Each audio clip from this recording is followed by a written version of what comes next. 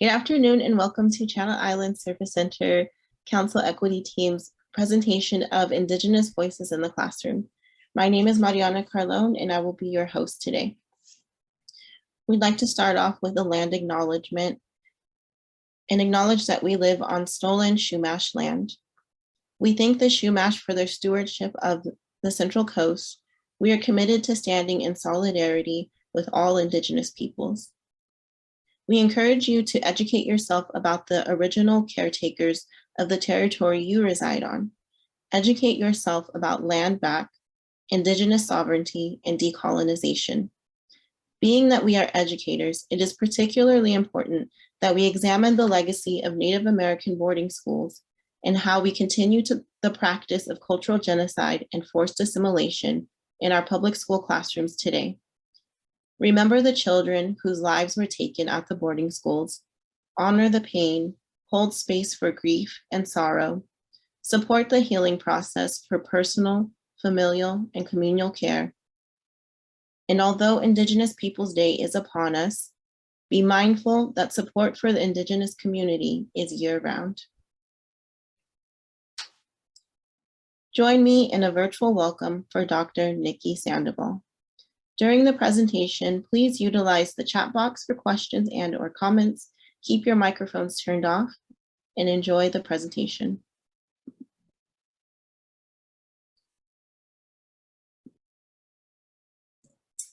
Thank you, Mariana. Anything else before I jump in and get started? Nope, we're good. Okay, so I want to just say thank you I'm so happy to be joining you again. I had the pleasure of joining your group last year, and I'm just so honored to be invited back. So today I'm going to share some information that I've learned on my own journey. And I've set my alarm because I want to spend some time pausing from the presentation and actually addressing some of your questions, or maybe having a conversation about things that might be top of mind for you right now.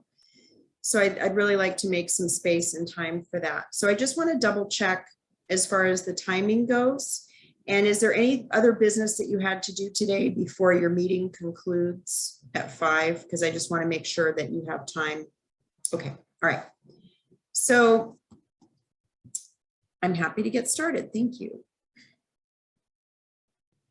So I want to just start by extending my gratitude to each of you. Those of you who are educators in our midst, you have made a choice that is sacred. There's such a responsibility that you've taken on in your career and in your life. And I know that teaching does not happen on campus between the hours of 8 a.m. and 3 o'clock or whatever your school day is. I believe it's a 24/7 commitment. So I want to acknowledge and thank you for that. And I just always like to start out with an attitude of gratitude. That's very important to me. And I'd also like you to meet my ancestors because they are really the foundation for my life, for my future, and for the choices that I make. And the elder on the far left, her name's Margarita Bernal. She's my 3 times great-grandmother. And her daughter, Rosa Cota, my great-great-grandmother, are pictured here. I don't know the identities of the children, but these women, my ancestors, were standing in 1901, the turn of the 20th century, at a time when American Indian people didn't have the right to vote in the United States. So they're really from stepping into the new century. American Indians would not have the right to vote legally until 1924 in the United States. So I'm thinking about the time that they lived in. I'm also remembering the fact that they didn't have access to a formal education the way I did growing up, but they were scholars and they were wisdom keepers. They were doctors, they were healers, they were parents, they were spouses. they created food, grew food, gathered, harvested. I mean, they were very important people in their own right. And even though they didn't have formal degrees the way I have earned them, I respect their wisdom and their survival. Just to think that they survived in California, and the fact that I could be here today, I owe so much to them. So I just want to acknowledge the ancestors. And what I'm going to do too is share a little bit about some of my choices, about how I introduce myself, my community, and some of the concepts, try to make them transparent so that maybe there are some ways, things that you might draw from as far as inspiration goes in centering Indigenous voices in the classroom. I always start a conversation with people I don't know. In a presentation format, I start with areas of commonality. And I find that starting with family is a really good place to start. And that's something that's relevant to people of all ages, because I think that many of us can relate to having a family unit around us, whether it's our biological family or a family that we've that's been assembled to support us. And so I always start with introducing my ancestors and connecting to my family so that you know a little bit more about me and my family history. So in doing that, Haku Maktuka Niki Kastroliti Nono. Hi, I'm Niki, and I'm really happy to see each of you today. And I just introduced myself in the Somalo language. So I am affiliated with the Santa Ynez Band of Chumash Indians. I grew up on the Santa Ynez Indian Reservation, and I was the education director for my tribe for nearly 12 years. And then I joined West Ed last October. So I've been with West Ed nearly a year. And what I do with West Ed is I support strategic planning, organizational reviews, and I work actually with tribes. I also work with state education agencies. I work with educators. I facilitate communities of practice, and I engage in strategic planning work. That's something that I really love to do. I love setting goals and helping support people in identifying priorities and then meeting those goals. And I'm also on the resource allocation team. So we also do a lot of work around, you can set priorities and goals, but how do you actually advance them and allocate resources to make your vision a reality? So I want to also mention, Mariana started off with a really wonderful land acknowledgement. I want to thank her for that. And there are different ways that you may choose to acknowledge the land. And it's actually one way to center the Indigenous presence wherever you live. And what I'm offering here on this slide is 3 different approaches for that. And I think Mariana presented a land acknowledgement that was very strong, very to the point, and it acknowledged the grief and the hardship and the key social issues that have contributed to the situation that we're in now, where so many of our Indigenous peoples have been displaced. And there are different ways that you may choose to approach it. I find that sometimes people are not always comfortable with land acknowledgements, especially if they are tasked with the responsibility of actually offering one. And I can't get into helping you ease your discomfort. We don't have enough time for that tonight, but I can offer a couple of examples of how there are different ways to approach it, and not one of them is right. Do what's right for you, but they're just different examples here. So a simple one is we acknowledge the first people of this land, the Chumash. They or we continue to live and work and study here. That's one simple approach. I've also heard of people who just offer a moment of silence or a moment of pause so that we can actually reflect on the fact that people lived here before colonial settlers arrived.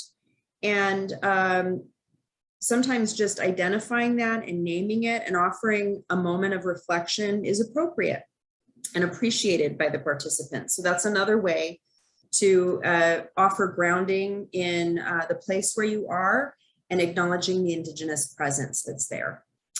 And then if you want to get more detailed about the events that have happened in these places where we live now, you may choose the third option. There's another example. You acknowledge the ancestral land wherever you are, and then knowing that acknowledging the traditional territory is also to recognize its longer history in the span of time, going beyond colonization and the establishment of colonies or the European presence here. And that in spite of the rapid population decline brought from disease, ruptured family systems, oppressive policies of the mission system, and other governmental policies that actually facilitated genocide, that Chumash people are alive and thriving today. So that is if you want to get into a little bit more depth about your land acknowledgement.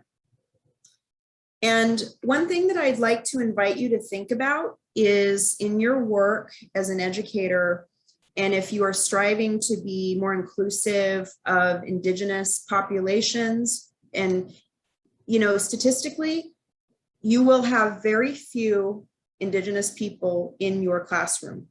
Statistically, you may have a different situation wherever you are in on the Central Coast or in the Tri-County area, but most of the time, individuals, teachers we're in the minority statistically. So there are just some considerations that I invite you to think about. And the first is the fact that there's even with Chumash, if that is the Indigenous, those are the Indigenous people of the place where you live and work and teach, the reality is that we're diverse. There's not one Chumash nation or tribe. There are actually several. And so remember, please, that there are there's Indigenous diversity even within one tribe that you might identify.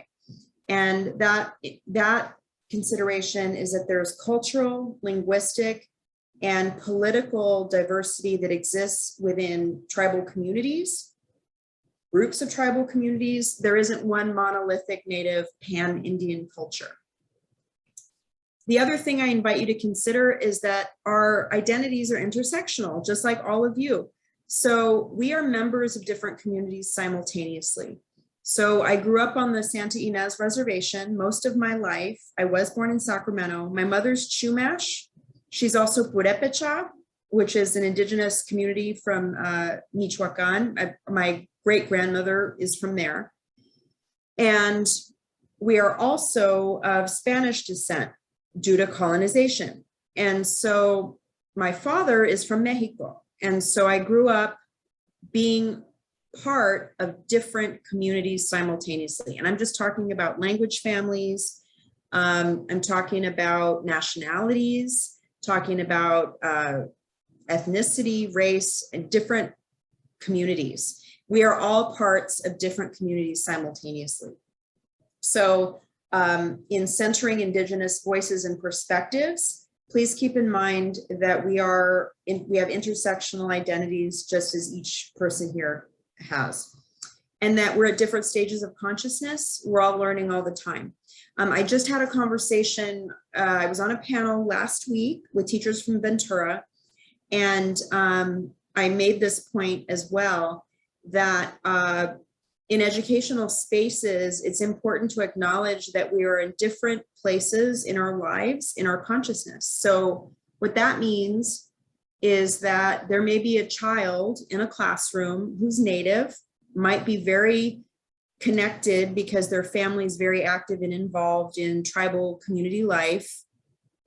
However, the child may or may not be in a place on their journey where they can verbally or choose to not express that identity for whatever reason.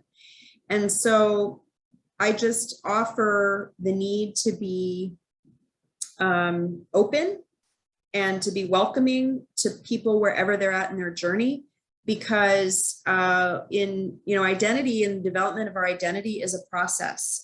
Even if you are raised to have a social consciousness or an understanding of key social issues, a person may not be ready to articulate that And I don't just mean children, adults too. You know, we're always growing and learning all the time. So if you ever have an opportunity to have a Native student in your classroom, please be sure that you understand that they're an individual that's part of many communities at the same time, and that they may or may not be in a position to teach you or their colleagues about their cultures or their communities. And that's a very large responsibility to place. And I say that because I have been in that situation myself, put on the spot, even as an adult in graduate school. And I think the intentions may be good. We want to welcome Indigenous voices in the classroom, but there's a way to connect with students individually and their families to see ways that they might want to engage. And that requires a conversation and thought and care. So that's what I wanted to share with you as a point. And then the other thing that I wanted to mention, and I'm going to just zero in on this map. Another area that I like to start when we're talking about connections with communities and recognizing the Indigenous presence. And I realize this map is really hard to read. The type is super tiny, but this is a map that was developed by the Santa Barbara Museum of Natural History, Dr. John Johnson. And it actually lists Chumash place names all along the Central Coast. And you can see some of the relationships between Indigenous names and names today. And so as I mentioned, I'm going to try to actually click in a little bit. I can't really zoom, I'm sorry. But there is, for example, for those of you who are familiar with Malibu or Topanga Canyon, Topanga is actually an Indigenous word. There's also Magoo, Point Magoo, that's another. Moo is actually the Indigenous word. Another one that might be familiar to you, I live in Lompoc, and Lompo is actually a Chumash word. If any of you are familiar with Buellton, Honata school, that comes from a Chumash word, Honata. And finally, another one, Nipomo, Nipumu. So there's a lot of Indigenous history that is right in front of us in the names of our places. And so that is another natural way to engage in a conversation about the Indigenous presence that continues to this day. And it's an open door to conversations about why there are different names of places, and that there was a presence here prior to colonial settlers. And so I want to share with you just a really super brief clip. Some of you may remember it from a movie, maybe not, depends. But I like to share it because it kind of shows the novelty or the delight when we remember that places had names before we settled or before Europeans settled here. So, do you come to Milwaukee often? Well, I'm a regular visitor here, but Milwaukee has certainly had its share of visitors. The French missionaries and explorers were coming here as early as the late 1600s to trade with the Native Americans. In fact, isn't Milwaukee an Indian name? Yes, Pete, it is. Actually, it's pronounced Miliwake, which is Algonquin for the good land. I was not aware of that. I think one of the most interesting aspects of Milwaukee is the fact that it's the only major American city to have ever elected 3 socialist mayors. Does this guy know how to party or what? Huh? Huh? Huh. Okay. Well, we gotta get going. No, stick around. Hang out with us. Cool. Yeah, we'll stay and hang around with us. With Alice Cooper. We're not worthy! We're not worthy! We're not worthy! It's really fun. If you saw that movie, I remember getting a kick out of it just because it tells a story of how we often don't examine the names of the places where we live. We just take so many things for granted. And it really adds another level of interest for students and for educators to think about the names that places had before settlers came and the meaning, because, you know, names are there for a reason. So I just wanted to share that. And then I also wanted to share with you resources because, as I mentioned, statistically, it's highly unlikely that you will have a significant population of Native students in your classrooms. And you may want to utilize existing resources to bring into your lessons, or you may even want to access lessons that are already in place. So the California Indian Museum and Cultural Center, I offer the website here. They offer not only professional learning for free, they have webinars that they offer year-round. They also have some lesson plans related to Indigenous histories in California.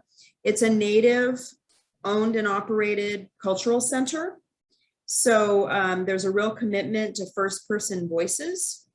And one of the things that I love about this museum is that they actually have a very active youth ambassador program. And I find that when young people are sharing their knowledge and their wisdom, they have so much to teach us. And so this young woman, her name's Jaden, and she was well, she's young still. My understanding, she's actually studying at Stanford right now. So she's grown up a little bit, but she does a really outstanding job of sharing her perspective of some of the issues that she faces as a young person. And so by centering Indigenous voices, first-person accounts, I think it's very powerful, and young people respond to other young people and find them to be inspirational. So I'm going to share this brief clip from Jaden with you.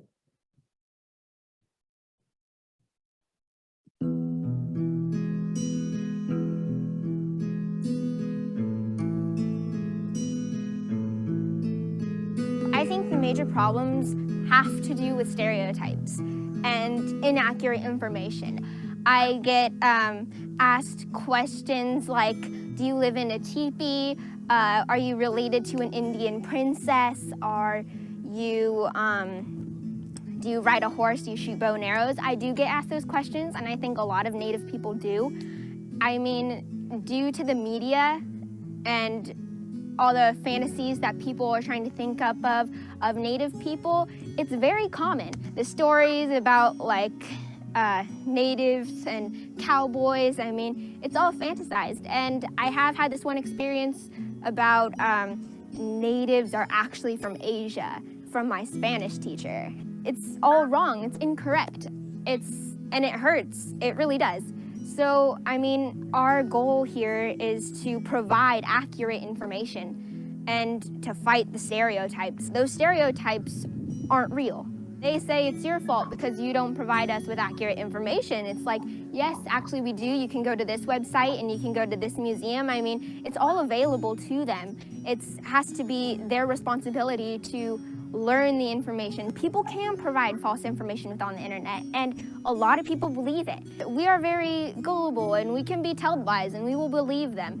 That is a problem within the internet and social media and books. It's a major problem right now, especially with the Redskins, because that's a big issue right now. It's on the news, everyone knows of it. Fans of those people are trying to degrade Indians. They think that we're sensitive and that we're just not taking this, we're not being considerate of them. Is Redskin an honor? No, it's not, because it's being used as a mascot. And if you look at other mascots, they're animals. They're not people, they're animals. So we're being looked at as an animal. It's horrible. So I think that Redskin is just degrading us to a lesser being than a human. People use that term, they use squaw, and they use animal-like names, and it's just very hurtful, and it degrades us from really what we are. they should think of us as people. We are all diverse. We are not the same person. We do not have the same culture. We don't all wear the same things. We don't have the same way of life. The most important thing for a child to learn about how to define a native is that the only definition that really matters is the definition the native himself or herself provides to you. So what do you think of that young person? Yeah, thumbs up. Yeah, very impressive young person. And I think when you have first person voices like that, sharing how they're affected, issues as they see them, real life examples, it's extremely powerful. And the learning that we can do in just 3 minutes of listening to a Native youth express themselves it's amazing. And then I also wanted to direct you to some additional local resources in the region. Santa Barbara Museum of Natural History actually has an educator's guide. It's been around for a long time. It's based on research. And also a point about the Santa Barbara Museum of Natural History is they have a long record of working directly with Indigenous peoples. And so they actually have a California Indian Advisory that's comprised of Indigenous peoples from this region, but also going into Central and in Northern California. So there's a real sincere effort on the part of the curators and the educators to be inclusive. Every year in November, with the exception of the pandemic, there's been what's called a California Native Family Festival. And that happens every November during Native American Heritage Month. It's an all-day event. It's usually on a Saturday in the middle of November. And they have various educators doing hands-on crafts and activities. They also have guest speakers. They have plant walks. They have a wonderful Indigenous garden there. So I really feel like there's something for everyone. And it's a great place to take your family and to learn more about our local Indigenous histories and cultures. And then our Chumash tribe, we sponsor a powwow. We are not offering the powwow this year due to safety concerns associated with the pandemic.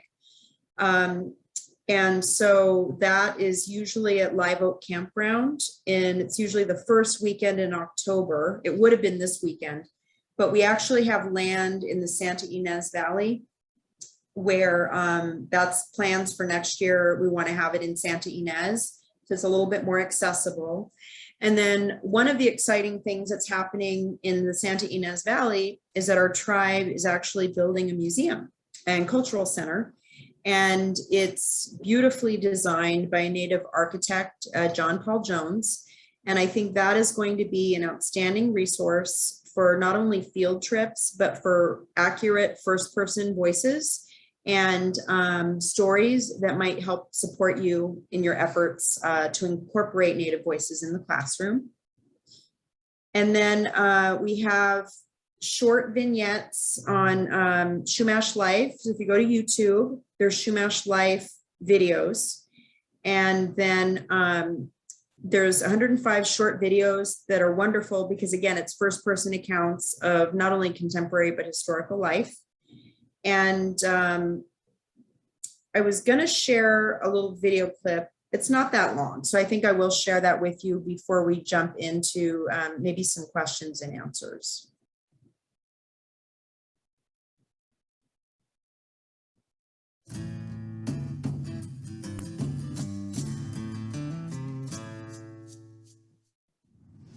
The Santa Ynez Band of Chumash Indians' focus on education has led to a tremendous record of success with its students.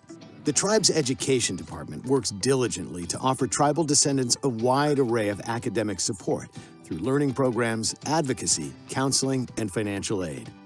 In the last 10 years, we've had 97 to 100% high school graduation rates, a tripling of bachelor's degrees, master's, and doctorates. So we're seeing the results of these investments. The Education Department also offers early education opportunities for tribal youth at the Chumash Learning Center, where recently a music enrichment series has blossomed into a spectacular success.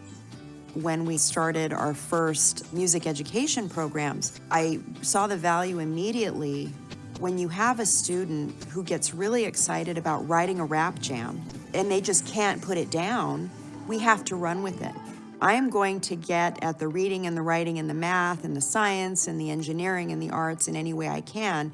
And music offers this beautiful suite of tools for accessing our learners wherever they are. One of the first music offerings was Girls Rock, a program that empowers girls through creative expression and performance. I read about Girls Rock in a magazine, and I reached out to the executive director, Jen Barron, and we've had this partnership for more than 3 years now. The vision of Girls Rock is to help cultivate a culture where girls collaborate and support each other.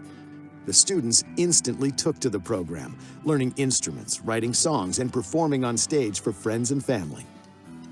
Certain Sparks Music is another organization that has brought workshops to the Learning Center, including the week-long program Build a Band, where students are divided into 4 groups to learn individual instruments, and then brought together to perform as a band. By the 3rd day, they were able to play together. And then when you start to see that kid smiling with their friend, they're like, this is it, you know, that's the moment. You could see they want to have more experiences like that. I would say here it's very nurturing and the students are great, just open minds, just really absorbing what you're saying and engaging. In the more extensive program, Rock and Roll High, students work together for weeks to create a song and then record and perform as a band. The students take ownership by naming their bands, developing promotional materials, and recording music videos. Another music education partner has been the Santa Barbara Symphony. We have our music van from the Santa Barbara Symphony come out and the students can get that hands-on learning experience. You get to play, you get to blow the horn, bang the drum, and it's really rich and it's unforgettable when you're able to actually dive in. Music enrichment at the Chumash Learning Center has stimulated both learning and confidence in its youth participants. It has also provided an important opportunity to help sustain Chumash culture. It's a way for us to connect to ourselves as tribal people. So we've been making music since we've existed as a way to pray, as a way to celebrate, as a way to come together in unity. So the music that we can create and make today is continuing that thread from yesterday into tomorrow. I think of what the world could be, a vision of the one I see. 2 young sisters who attended the music programs are now multi-instrumentalists who play the guitar, drums, and piano, and are also budding vocalists and songwriters. They've even begun performing on stages throughout Santa Barbara County. I was very excited to learn more things about music, learning about more chords and more techniques. I thought I would never be able to play on stage, but then I did, so then that was a really fun moment.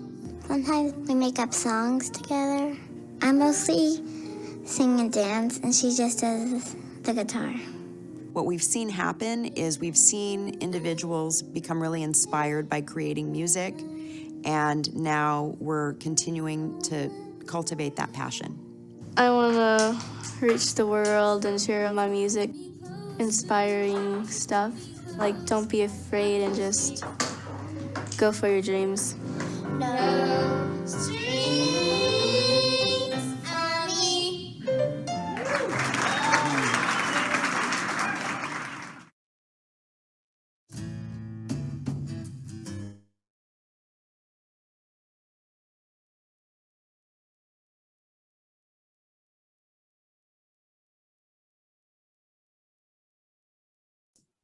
Okay, so I want to stop the presentation right there. I wanted to share with you a snapshot of community life, just because our young people, they're the young people that you see in your classroom. So the vast majority of our tribal children go to public schools.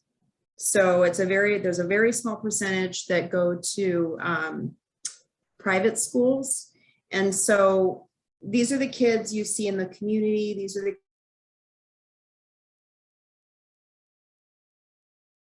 programs, in your faith-based communities. I mean, we're everywhere, but yet there are few of us. So I just wanted to share a snapshot of community life. And it's something that I was very passionate about and I still am in my role as education director for the tribe. So I want to just open it up to any questions or feedback or thoughts that you have, so we can have a conversation in the maybe in the brief time that we have. So is there anything in the chat? I can look in the chat too right now, but anything that come up if anyone's been monitoring the chat? If you have questions, please put them in the chat, or you can use the reaction button to raise your hand and we can go ahead and have you ask the question orally.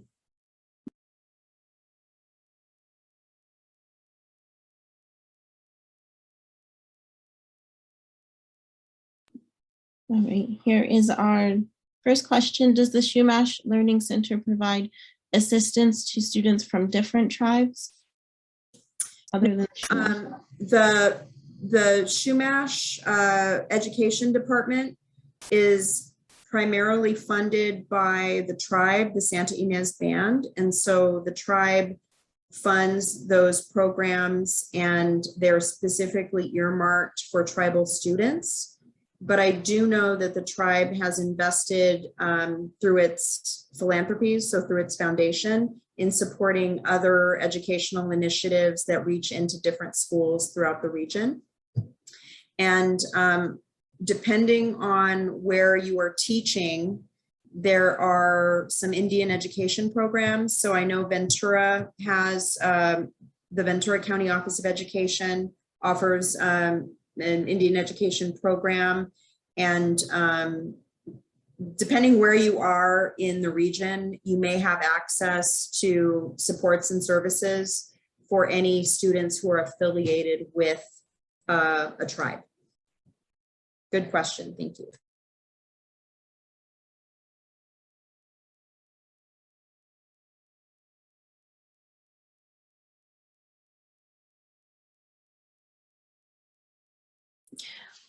Next question. I'll go ahead and read the whole thing. Kristen says, thank you for the information, the resources you recommended to educate oneself on the balancing the narrative of the mission error in the classroom. Oh, I'm wondering if maybe she means, do you have any resources to help balance the mission error in the classroom? Yeah, thank you so much. So you mentioned educating self. So I'm really happy to report that our historic sites, our state parks, our missions are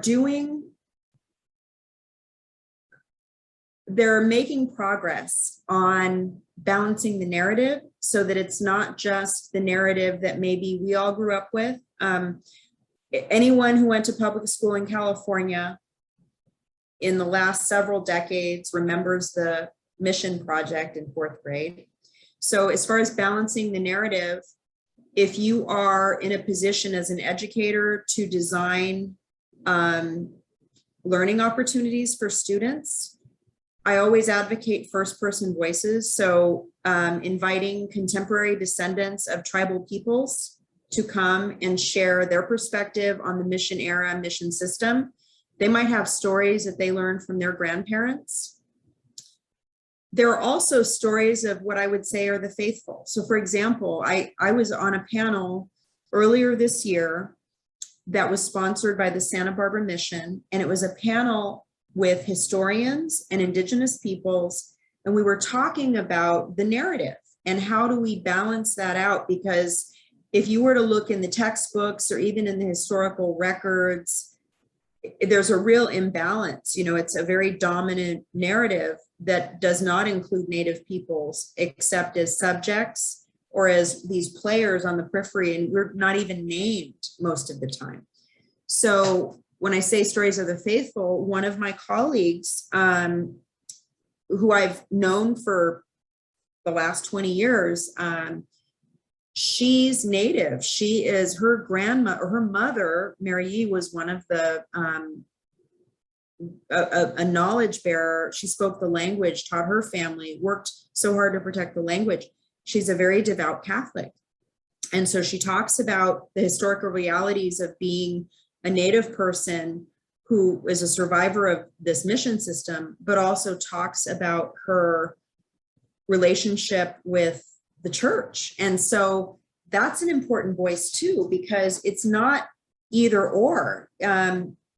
Our lives, our identities are complex, intersectional. So she can be a Native person and be very much a survivor and a promoter of the culture and the language and a leader, but she can also have good, positive relationships where if you were to go back in history, it might have looked a lot different. So I think inviting first-person accounts and then accessing public programs that are happening in museums and cultural centers where there is a discussion about, I don't even say alternative because it's not alternative views of history, but it's more inclusive and comprehensive views of history. Different stories that are being told now that have been really underneath the surface for a very, very long time. I hope that started to address your question. That was a good question. One more thing. The Autry Museum, and I'm actually going to show you another site because I think it's really cool. I'm going to share my screen right now. And the Autry Museum in Los Angeles has some wonderful lesson plans and resources. There's one module, When I Remember, I See Red, and it's American Indian Art and Activism in California. And it really, they're hands-on activities where you can actually engage students in ways that art and activism are connected. And so it talks about expressions. And that's one of the things that I love about arts and culture is it offers so many pathways to addressing key social issues. So the Autry has segments also on the gold rush, which is another important story in California, many stories of many marginalized populations. So the Autry Museum has excellent resources too. Brian, thank you for your question. What books might you recommend for educators to read in their classrooms, either to their students or with students regarding first-person Indigenous voices? There's a lot out there, and I think the Smithsonian Institution, Native Knowledge 360, I'm going to try to pull that reference up because I think it's really good. I'm going to go ahead and share my screen again. Native Knowledge 360, Smithsonian Institution's National Museum of the American Indian. You just go to americanindian.si.edu, NK for Native Knowledge 360, has a wealth of resources, links, suggested readings, and there isn't one book that I recommend specifically because there are many. It depends on the age level, really. And the National Museum of the American Indian published a series. If you work with elementary school children, they worked on a series called Meet. One of the names that jumps out at me is Meet Mindy. And Mindy, I think, is or was at the time a 10-year-old Hopi girl. And you actually can, there's a book where it's a first-person account of a child, a Native child, and she takes you through a day and what her life is like. And they did a whole series of these first-person accounts of like 10 to 12-year-old Native children. So at the Museum of the American Indian, they've published some excellent books, including Native youth poetry called When the Rain Sings. And I wish there was one nice big book list, but there isn't. There's a lot of book lists. So the Museum of the American Indian has excellent resources for you to consult with. That's a great question. Thank you. Thanks for putting those links in the chat.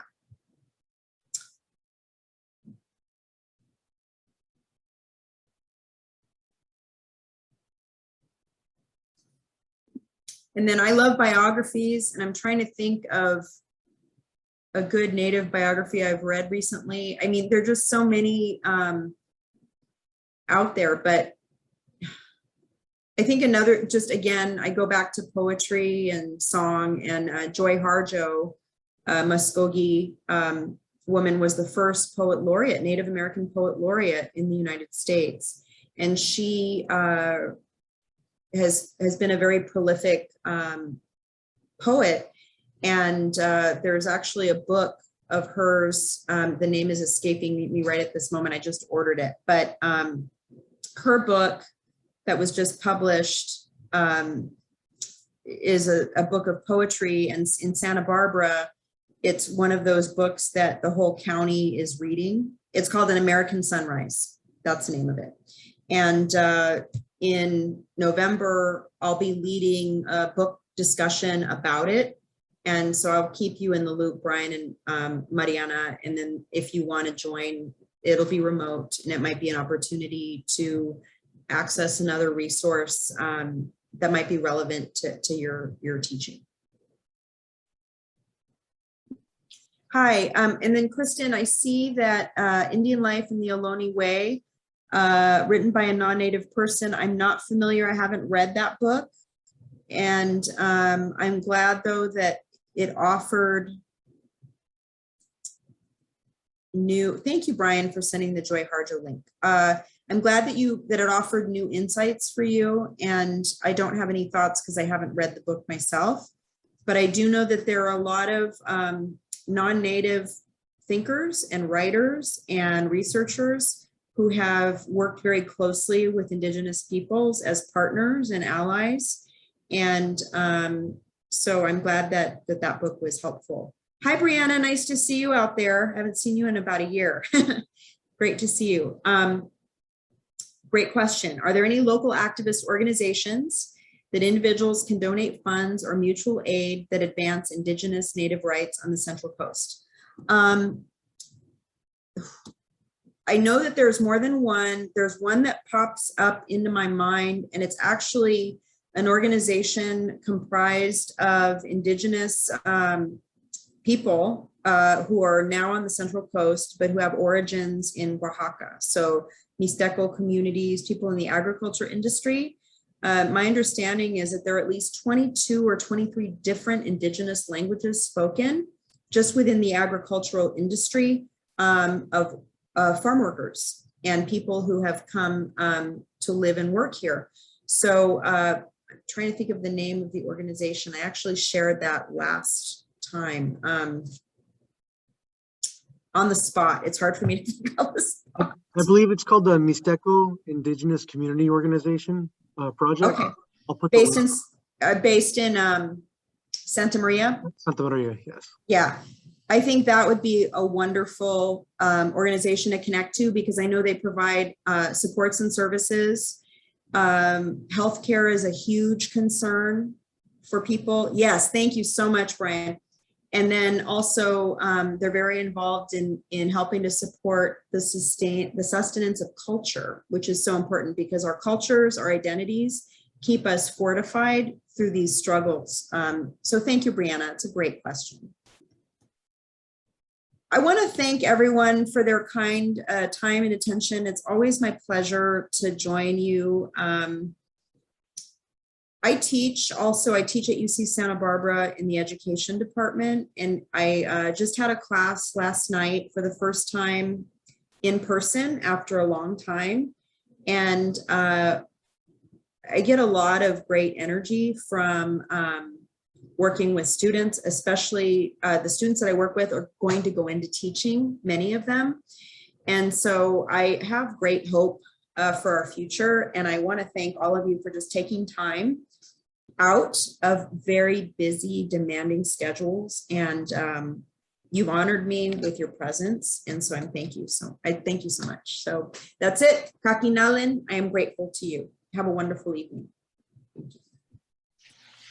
And thank you, Dr. Sandoval, for your wisdom and always so many interesting facts that you bring. And I'm definitely taking a lot of pieces into my classroom in the next week. So Thank you for your time. That concludes our presentation. When you're ready, you can go ahead and log off, and hopefully we will see you next year. Thank you for joining us.